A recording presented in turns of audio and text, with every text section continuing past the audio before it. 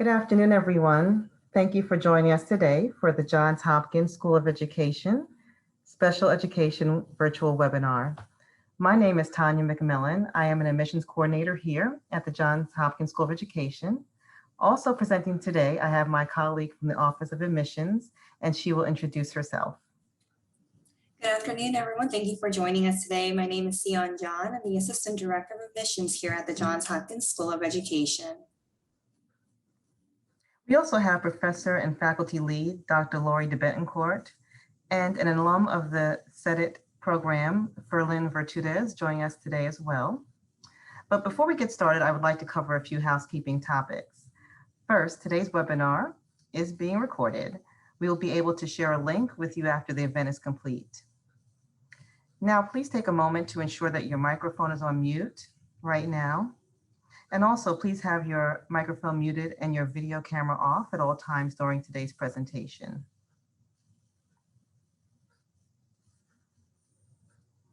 There will also be a Q&A session at the end of today's presentation as well. Please be sure to type your questions in the chat box, and we will read them aloud and answer your questions accordingly. Next, I'd like to share the agenda for today's virtual webinar. We will begin in the presentation sharing an overview of the Johns Hopkins School of Education. Then Dr. Tibetancourt will go over the details of the Master of Science in Special Education, Mild to Moderate Disabilities Program. We also have an alum of the program, and she will share her experiences at SOE. Lastly, Siam will wrap it up with admission requirements, and we will leave the floor open for questions at the end. I'll start with some quick facts about the Johns Hopkins School of Education. We are one of 9 schools at Johns Hopkins University. We began offering college courses for teachers in 1909 and then became our own school in 2007. We are proud to share that Johns Hopkins School of Education is consistently ranked one of the top schools in education by the U.S. News and World Report. For school enrollment, we have approximately 2,437 students and offer more than 30 graduate programs, which include doctoral, master's, and graduate certificate programs. We also have a strong network of over 22,000 SOE alums.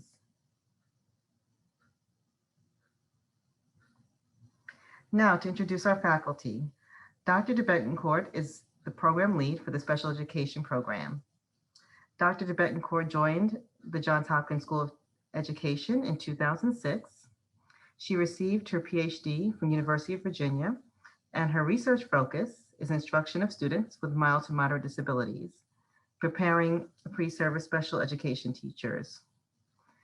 Also for recognition, Dr. Bitten Tibetancourt was a Fulbright Scholar as well. Welcome, Dr. Tibetancourt. Thank you for joining us today. Thanks, Tanya. I'm excited about talking about the program here at Hopkins, if you'll go to the next slide. But I also want to introduce a couple new faculty members who have joined our school this year. One is Rebecca Cruz. She's coming from California, and she began July of this year.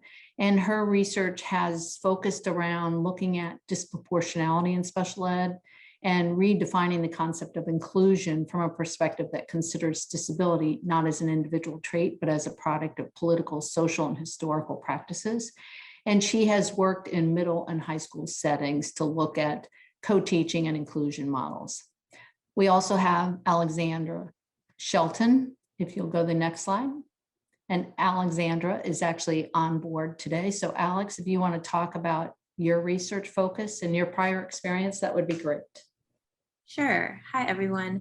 So my name is Alexandra Shelton, and I am also a new faculty member focusing on special education at Johns Hopkins. My research focuses on improving literacy outcomes for secondary students with mild disabilities, specifically mild intellectual disability and learning disabilities. So my research focuses on intervention and teacher professional development and coaching. And the classes that I teach also focus on literacy as well. And I was a high school special education teacher in Baltimore City, where I taught students with and without disabilities in various content areas, including English language arts, reading, specifically math and science. Okay, thank you, Alex. Next slide. So one of the things that's important to consider if you decide to come into our master's program is there is a critical shortage of special education teachers. There was a critical shortage prior to COVID-19, and there's even a greater shortage of special education teachers since COVID-19. 49 states have reported that teacher shortages in this area, and many states and districts throughout the Mid-Atlantic are developing ways to try and expand the pipeline of people entering the teaching profession. Ideally, we'd like to see that they increase the pay, which I think might help get more teachers in the field. But nonetheless, 99 to 100% of our candidates who graduate from our program have absolutely no difficulty finding jobs. And I want to point out that they are not just being trained to teach in a classroom, but some of our graduates go on to international areas. I have one graduate from last year who's now working in Saudi Arabia, as well as in non-classroom based settings such as hospitals or other types of advocacy groups that might work with families with disabilities. Next slide. So our masters that we've put together, the courses that make up the masters, it's ideal for individuals who are seeking that initial certification through a state-approved program and want to teach possibly in the middle or elementary grades or secondary adult. There's two different areas that you can focus on, young or the older. And it may also be appropriate for individuals who already have their undergraduate in special education or their undergraduate in general education, and they want to know more about kids with disabilities, and they may even be certified in special ed, but they want to gain more skills in terms of working with those kids. And so they would come into our master's program. The important thing to understand about our program, unlike maybe a master's in general education, is you don't need to have a content basis to your undergraduate in the field of education. For example, if you were training to be a history teacher or a math teacher, it would be helpful for you to enter a master's program in teacher education with the content of history and math in the background. Because our program will teach you the content of special education, you can come into our program with a bachelor's in a variety of different programs, such as psychology or history or math. And we've had people come into our program who were opera singers or were CFOs of companies. So the background that you need to come into our program is not quite the same as it would be if you were training to be a general education teacher. Okay, next slide. So the nice thing is you can get certification, or you may not want to be certified to teach, or you may come in with certification, so you don't need that certification. So our courses are 13 courses if you're seeking certification that focuses on students with mild, moderate disabilities. And I think the important thing to understand is once you graduate from our program, you will be eligible for certification from the state. The state gives you the certification, the universities give you the training. So once you finish our program, on your transcript, it will say you completed an MSDE, Maryland State Department of Education, approved program, which will mean that you are considered by the state certifiable in the area of special education. But that being said, if you come out with this master's degree, it doesn't necessarily mean that you can only work with kids with mild, moderate disabilities, although I would venture to say that they are significant disabilities, even if they're under the category of mild, moderate. But many of our graduates end up working in settings with more complicated students, such as kids on the autism spectrum. But we do prepare you so that you are eligible for state certification. We also have a very prescribed sequence of courses through a partnership with Montgomery County Public Schools called the SEDIT, Special Education Teachers in Training. Or we also have a prescribed sequence of courses that currently is available beginning in the fall of this year for individuals who are currently para-educators across either Montgomery County, Howard County, Anne Arundel County, Baltimore County, Baltimore City, Prince George's, that would receive some tuition support from the state. 75% actually of the courses, 75% of the tuition per course that you would take in the fall and the spring. Our classes are held in the Columbia area, and they're either online or face-to-face. Okay, next slide. So here's how you could do it if you were thinking of entering on our program. Let's say you have a lot of other things that you're trying to juggle in terms of maybe your own children or your spouse's work, or just the amount of money you can spend currently on tuition. So you have between people typically take about 3 years to finish, but you have up through 5 years to finish the degree. So you can take it at your own pace. You can take 1 course a semester, 2 courses a semester. I would say the vast majority of the students who enter our program take 2 courses at night. They work during the day. And 2 courses a night means during the fall and the spring that you come to class 1 night a week or 2 nights a week at most. And then some courses, as I said, are online, so you don't even have to drive to Columbia for those. And then over the summer, you might take 1 or 2 courses, depending on what your schedule is then. And during the summer, our semester is a little bit shorter than 15 weeks, so you go 2 times a week instead of 1 time a week. The part of the group of students who go through our Montgomery County Public School partnership option, which is called Set It, they have a very prescribed sequence so that they begin in the summer and they go summer, fall, spring, summer, fall, spring. So it takes them 6 semesters and they finish up in the spring of the second year after they begin. And they are typically employed as a special education teacher by Montgomery County. Anywhere from the first year through the second year, very few finish up the program and are not employed. In fact, all of them get employed before they finish their program. If you're part of the State Department para cohort option, that again is prescribed and it takes 2 years. And let me explain a little bit more detail what I mean by prescribed. If you go at your own pace, if on Tuesday nights your son has a soccer game, then you might not want to take courses that are on Tuesday nights. If you're part of the partnerships, either the para or the Set It partnership, those courses are pretty much prescribed and we need you to come on the nights that those actually occur. So if you don't have as much flexibility, it's probably better to go at your own pace. All right, the next slide.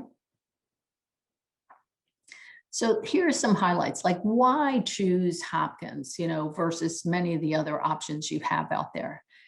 I like to think that our courses, and I think having Ferlin here, she can answer some of the questions as a recent graduate. I like to think that our program truly prepares the graduates to begin day 1 after they graduate with a set of skills that helps them feel very competent in their job. We have placed our graduates in urban school environments, suburban school environments, very diverse school environments, as well as very self-contained environments. So you will learn the skills to operate across a diverse set of settings. You also will learn how to apply very specialized techniques in the sense of either at the elementary middle area or the secondary adult area.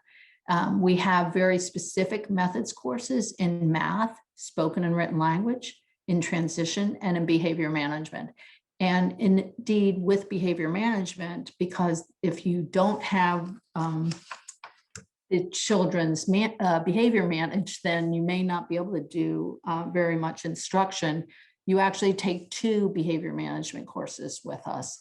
And one talks about how to analyze and look at the data, and one talks about classroom management skills. So I think that if you were to compare our set of coursework, the different courses that you would take with us across other programs in the area or even other programs you might find online, I'm not sure that you'll find the specific methods courses that we offer, as well as the depth of the understanding of how to implement database decisions and collect data on each of your students in the classroom.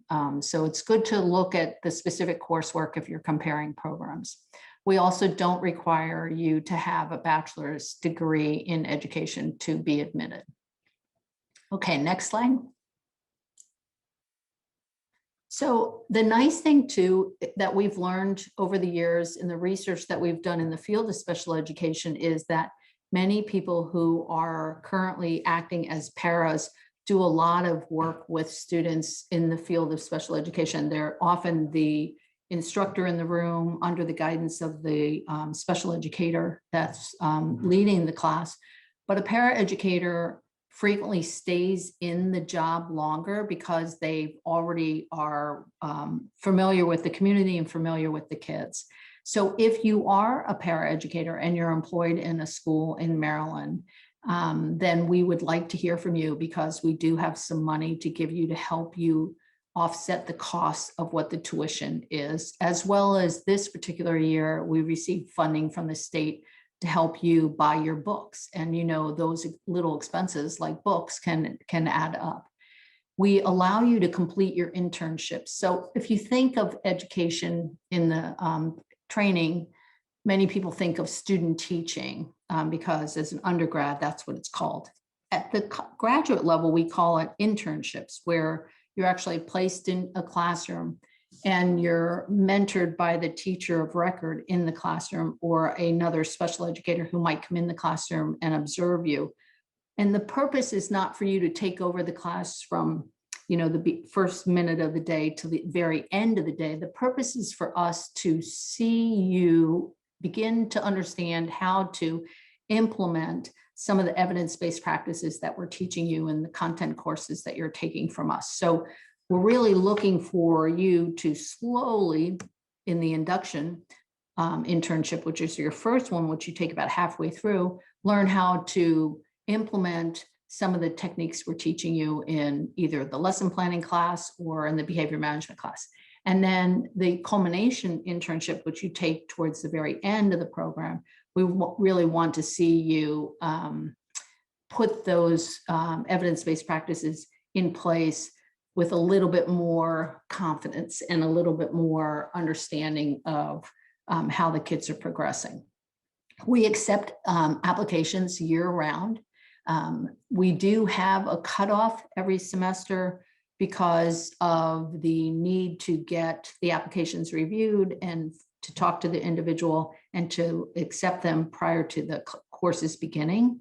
So there are certain cutoffs. If you want to be part of one of the paraeducator pathways, either the Montgomery County Public School or the MSDE funded paraeducator program, then the Montgomery County's cutoff is in the spring, in April, because they begin in the summer. And the cutoff for the paraeducator funding through MSDE is in August. So if you are a para and you're in Maryland public schools now, we still have openings for the fall, beginning this August, to give people. So let us know. Okay, next slide. All right, Ferlin, this is your opportunity to talk about the way you went through the program and you are part of the Montgomery County. Yes, hi everyone. I'm Ferlin Ratutis and I recently graduated from Johns Hopkins recently, just in May 2021, and I got my master's degree in special education with concentration in mild to moderate disabilities, elementary and middle school students. And just a little bit about why I chose JHU is that not only it's one of the best, education schools in the nation, but also it offers a variety of programs, just like what Ms. or Dr. Tibetancourt said earlier. There's different programs where you can apply based on what works for you, what best suits you. So what helped me and which program allowed me to pursue and achieve my master's was the SEDIT program, which is the Special Education Teacher Immersion Training with partnership with Montgomery County. So Montgomery County Public Schools is my current school district. I applied at Hopkins because there's the partnership, and the partnership offers tuition reimbursement, and it was really flexible, and it would really help me with my schedule. I work during the day. In my first year of being a graduate student, I was a para-educator, or as an assistant teacher at Montgomery County. And I was working the whole day from like 8:45 to 4:05. And after work, I would go to my classes in the evening. So it really worked out for me. And um, during my second year, I was actually got conditionally hired by the county to work as a full-time teacher. So that was really a big, step up with my schedule. It was really busy working as a full-time teacher for while I was, still in the graduate program in my second year. But overall, I love how the program was really able to support me with everything I needed to graduate. Dr. Tibetancourt is my supervisor, and the team, the special education team, really helped me out with all of what I needed. So she said, the SET IT program, for example, had a prescribed sequence or program plan for us cohort members. And that really helped me out because I know which classes to take for a semester, what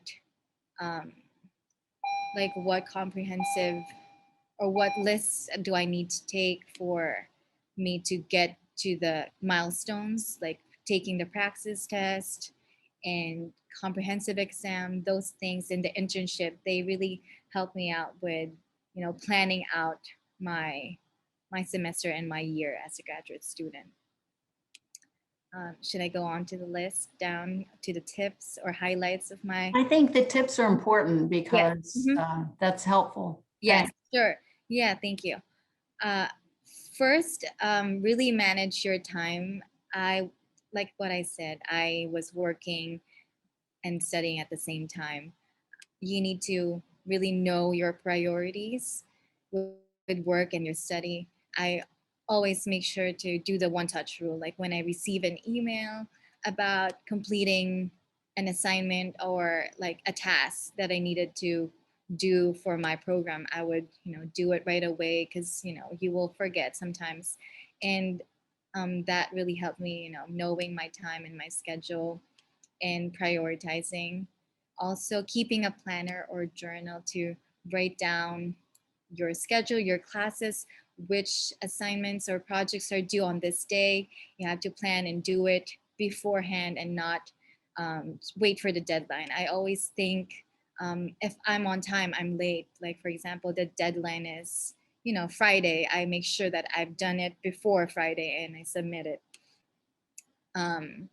There's also saying that the faintest ink is more powerful than the strongest memory. So it's really best to write things down, have a Google Doc or a hard copy of a planner. That really helped me out.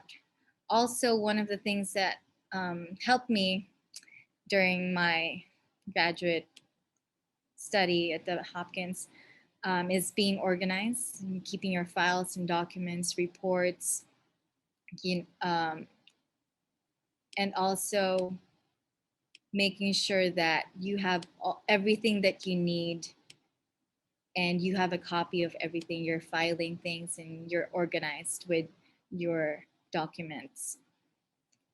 Another thing is communication. That's really important. I make sure that I also ask questions to my supervisors, my professors, even my peers in the class.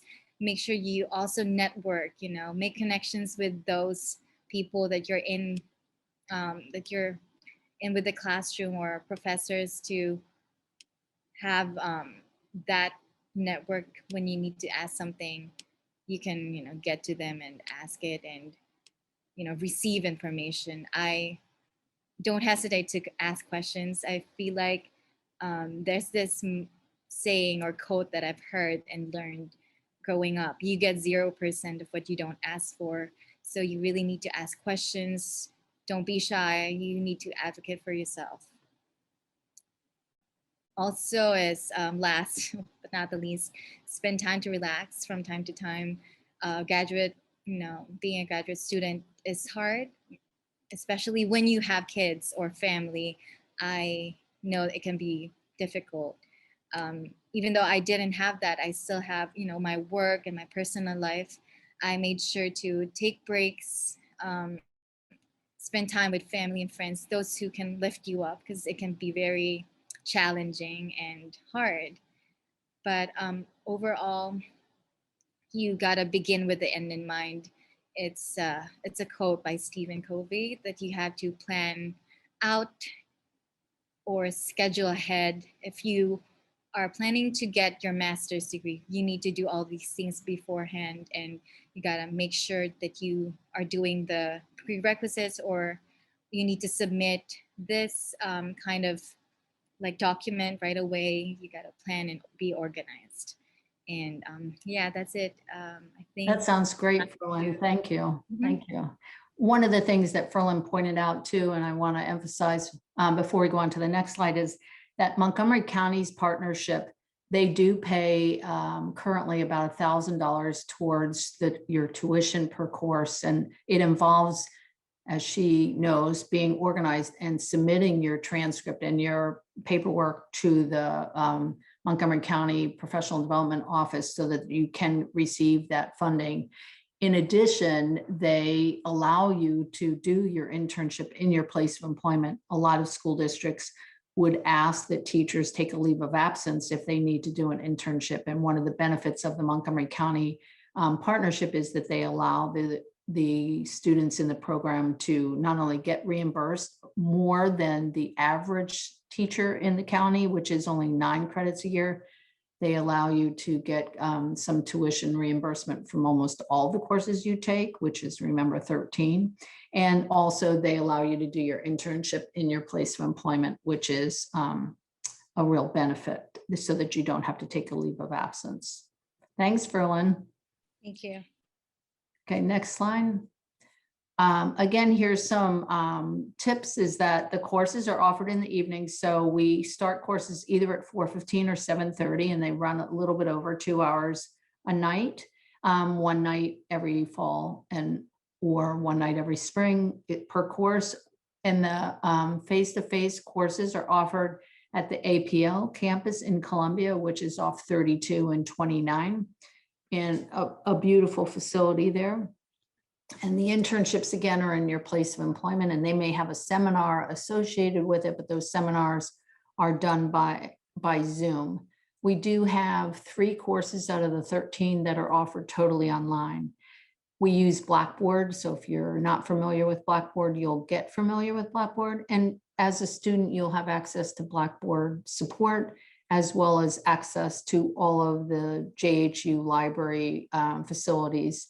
And you'll have a librarian that can walk you through it so that you'll be able to use all of the library facilities that Hopkins has to offer all of its students.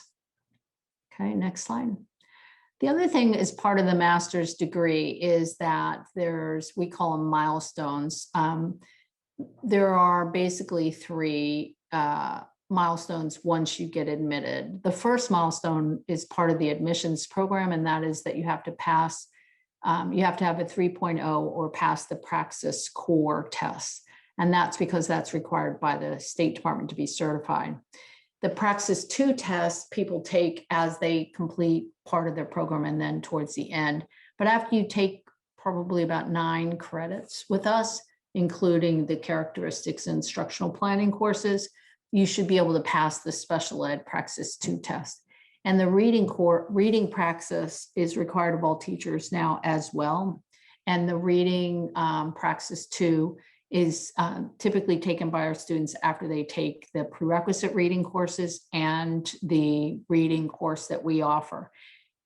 Our students have had very little difficulty passing these courses, and they need to be passed before you graduate.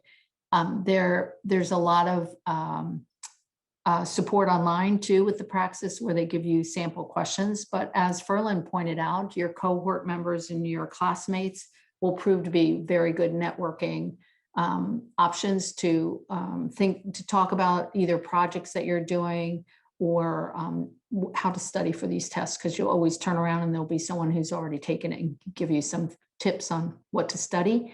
And after COVID, Praxis 2 started going online. So some of that's, I think, less stressful for a lot of students to be able to take it in their living room versus to drive to a particular office and sit in a room and take those tests. The third milestone is the comprehensive exam. And the comprehensive exam is a 3-hour written exam that you will take towards the middle end of your program. It is typically one question about general special ed issues, such as what is inclusion, what are the laws that allow for special education students to receive services in the public school. And then there'll be a specific course that has to do with, a specific question has to do with mild, moderate disabilities and what would be training that you might need to know about what best practices are. And then the last question is typically something to do with applying what you know. So you might be given a scenario of a student either at the elementary or secondary level who's struggling, and the question might be, okay, what do you suggest you do given this information? Most people take that exam and don't have any difficulty with it, but if you did have difficulty, you can retake it. And again, during COVID, we started implementing that exam online. The graduate project, I really like the graduate project and the graduate presentation. Maybe that's just because I'm not taking it and I'm just creating it, but I do think that the projects that the students have come up with have been so phenomenal and so interesting that I really love watching and looking at not only their progress as I help guide them through completing the project, but also as I review their graduate projects when they're completed.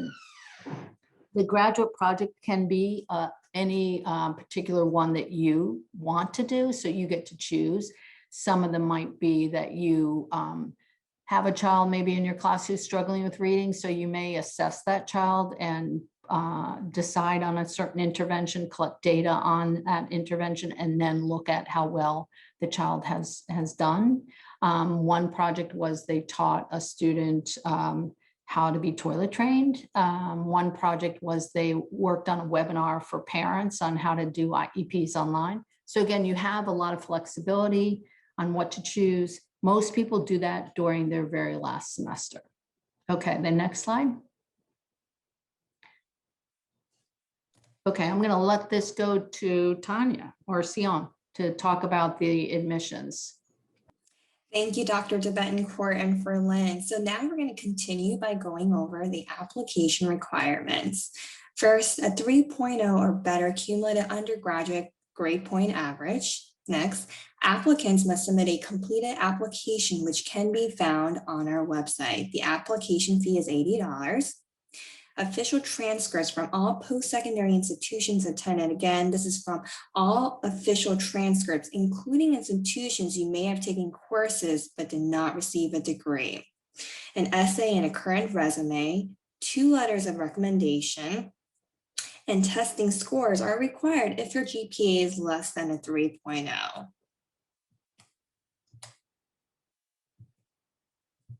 There are a few additional steps you need to take in order to complete the application process if you're an international student. You must submit a TOEFL or IELTS score, and if your degree was completed outside of the US, you will need to complete a course-by-course evaluation. Additional information can be found on our website. The current tuition for the Johns Hopkins School of Education is $875 per credit for face-to-face courses and $926 per credit, plus a $20 per credit technology fee for online courses. For additional information on tuition and fees, please visit the SOE website. And if you're interested in applying for financial aid, we strongly encourage you to apply for financial aid when you start your application. Please visit our website if you have any questions relating to financial aid.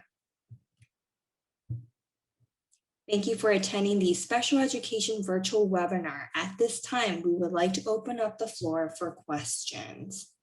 Before we look at questions, a couple things that I thought of as you were talking, Sion, is that we do have scholarships dedicated to for teachers that work with kids with disabilities. And so keep that in mind, because it's, in order for those scholarships to be given, it has to be a student who's working in the field of special education. So that's good. And even if you're part of one of those partnership programs, you can still be eligible, and you're getting help from either Montgomery County or the State Department for tuition, you can still receive a scholarship, and that can be helpful as well. So as Sion said, fill out the FAFSA and fill out the scholarship application form. They're due typically every April, and the scholarships are given out for fall and spring. So keep those in mind. They do have to be for students who are in our programs. They can be international students, I believe, maybe Sion knows that, but the financial aid office would know that if it works for international students. I just know that the FAFSA form might need to be, you'll have to check with financial aid if it works for international students. We do have a number of international students who come into our program, and I want to talk a little bit about that. Once you finish our program, you would go on to the Maryland State Department of Education website in order to get certified.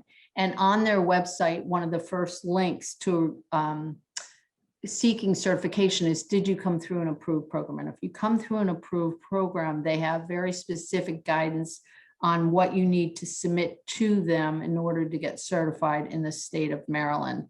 So that would work. I do know that some of our students who are international students have been hired as special educators in the area. DC, a recent graduate is now working in DC, and another recent graduate is working at a special school in Springfield, Virginia.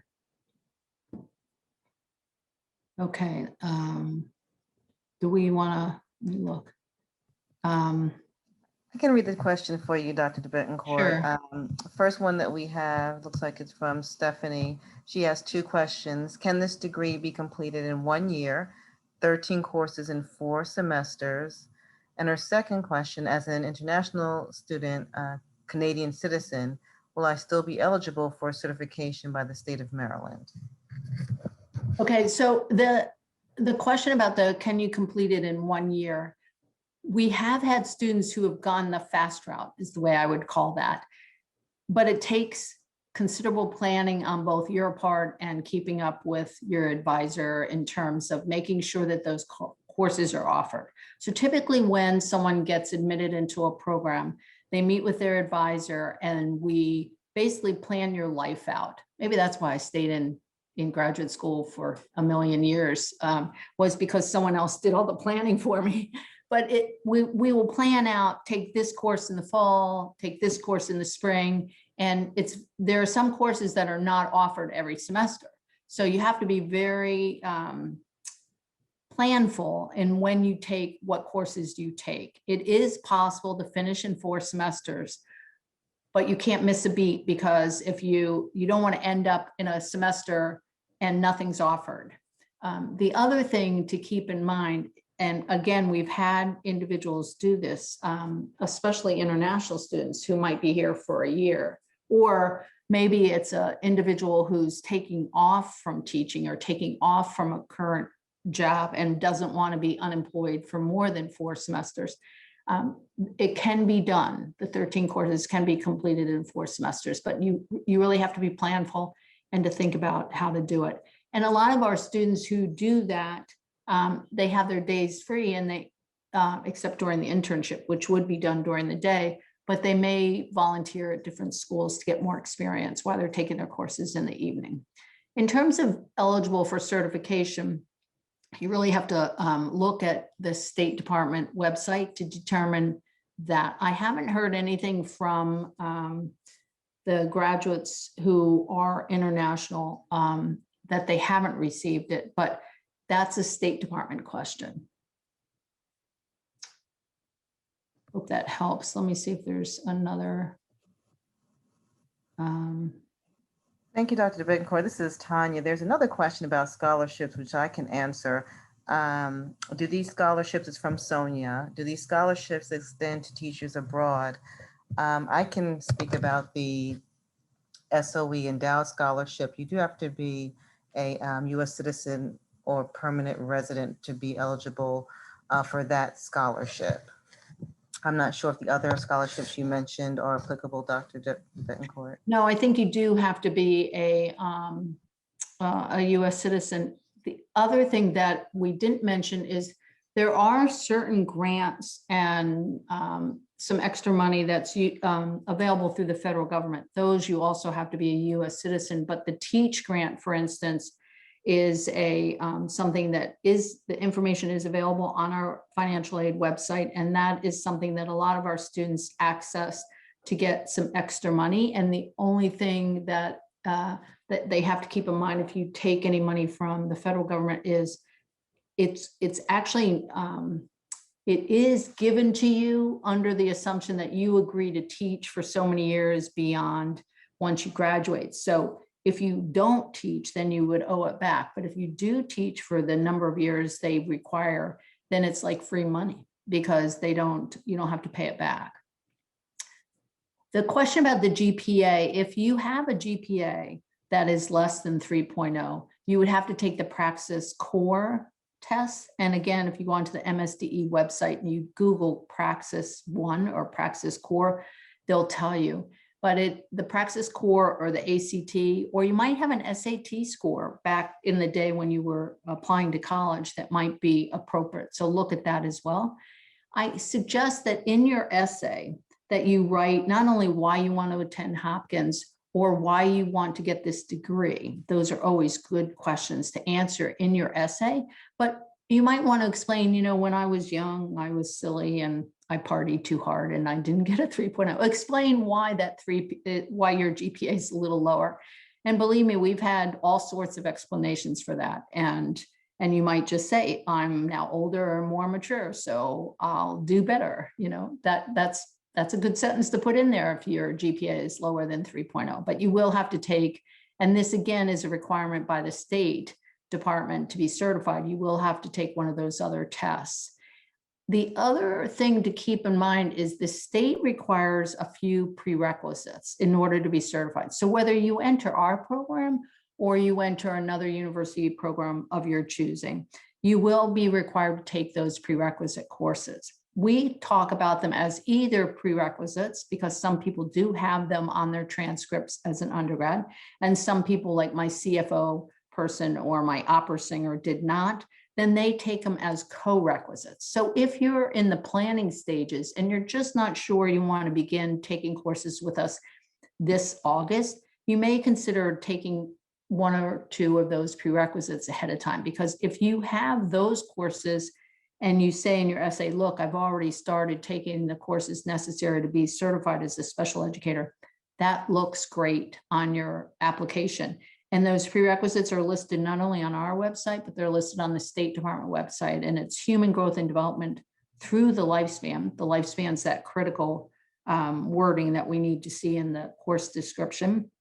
You need a processes and acquisition class in the area of reading. You need a reading assessment class, and you need an intro to special ed. And a lot of those courses are available. If you're in Montgomery County Public School, they offer them as professional development opportunities for their teachers for a very small fee, but they're also available on a lot of online universities that you wouldn't necessarily have to drive somewhere to take the course, and you could go online and take those. So look at that as well as something to consider doing if you're not quite ready to begin courses this fall.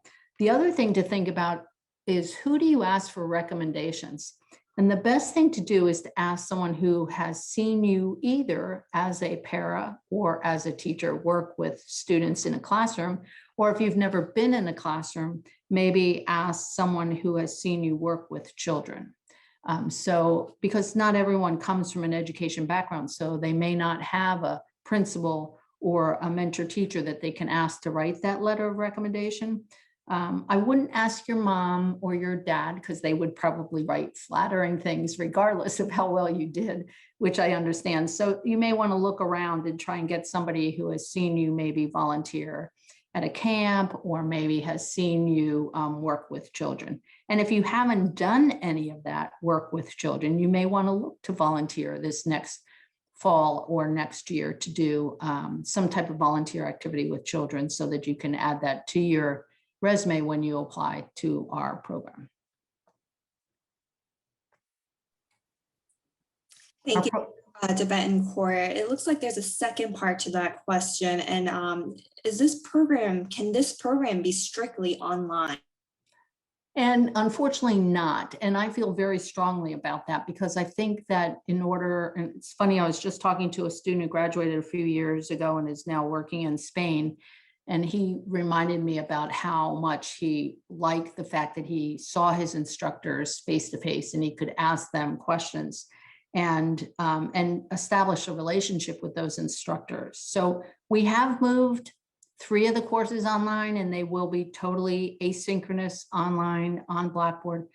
But I believe strongly that the methods courses and the internships need to be face-to-face. And I will say that our courses our program is small. I think of it as a boutique type of program in the sense that you'll get a lot of individual attention from not only your advisor, but also your professors, and you'll be helped along the way.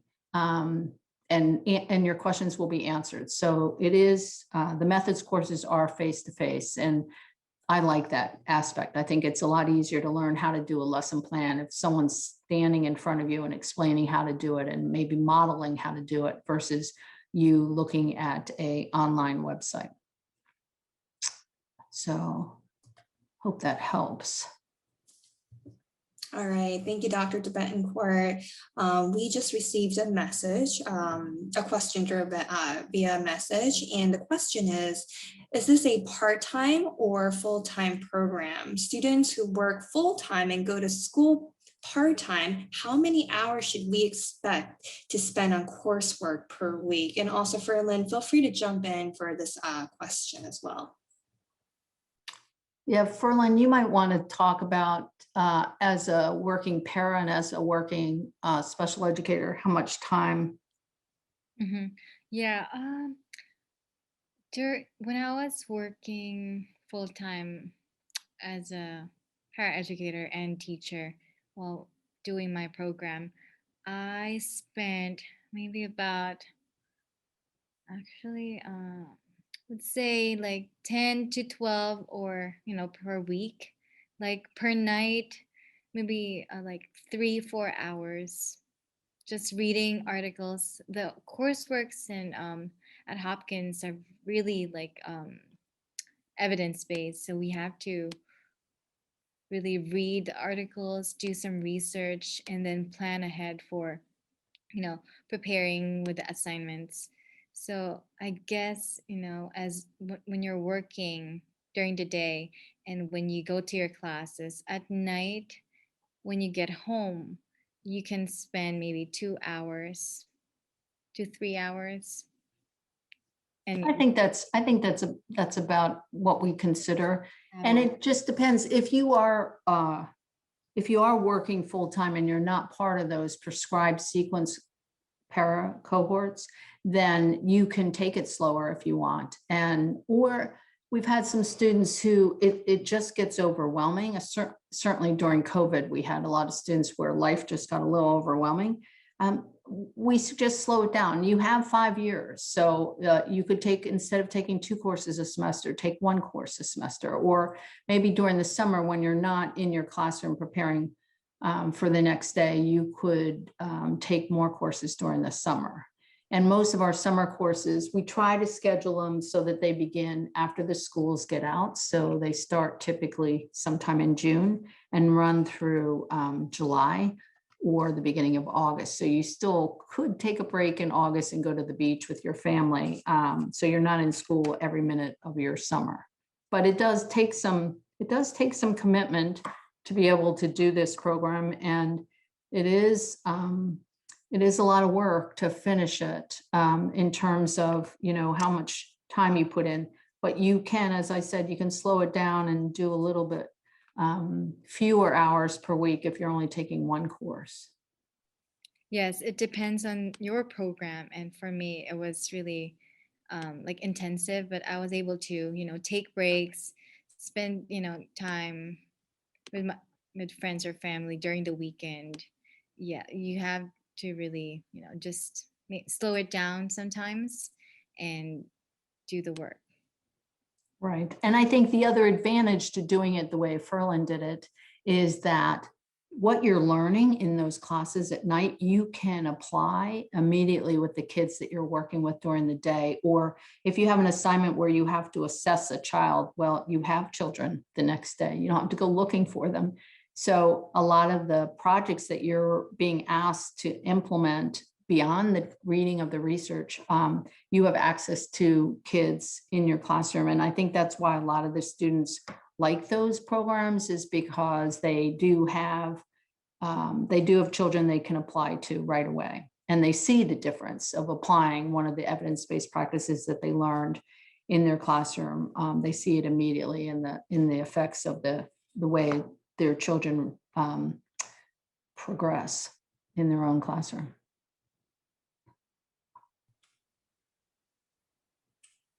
Thank you, Dr. Tibetancourt. And one more question. The question is, are you still accepting applications for fall 2021?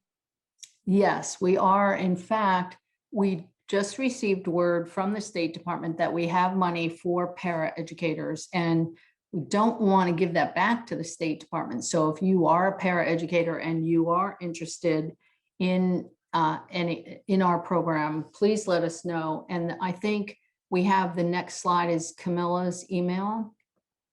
Right, Camilla is the person to get in touch with. She's actually going to be on vacation next week, so you can also email me. My email on this particular slide is actually incorrect. It's just the first part of my name. It's Debetton, DEBETTEN @jhu.edu. So don't worry about the court, Debetton @jhu.edu. Email me if you're interested, because you can get started right away and we can look at your application immediately and give you some feedback on what's missing or what you still need to submit. And we'd like to get those people in the door by August. The classes begin around the 26th or 27th of August, I think. Maybe Tanya, you might know that better than I, but we'd like to get the applications reviewed and admitted by about the 19th, 20th of August. So we do have, we are still accepting. Yes, that is true, Dr. Tibetancourt. We will still be accepting those later as well. And then we have in the fall, just so you know, the semester begins the last week in August and runs through December. And then we have a week off in November, the week of Thanksgiving. And of course, I think September 6th, Labor Day weekend, you'll have off. So, but we do begin courses late August. And then in January, you'll have a break. We don't have classes in the month of January, and the spring semester starts at the end of January, runs through May. All right, it looks like there are no more questions. Thank you, Dr. Tibetancourt and Ferlin, for the wonderful presentation. Thank you, everyone, for your interest in the Johns Hopkins School of Education. We look forward to hearing from you. Have a wonderful evening, everyone.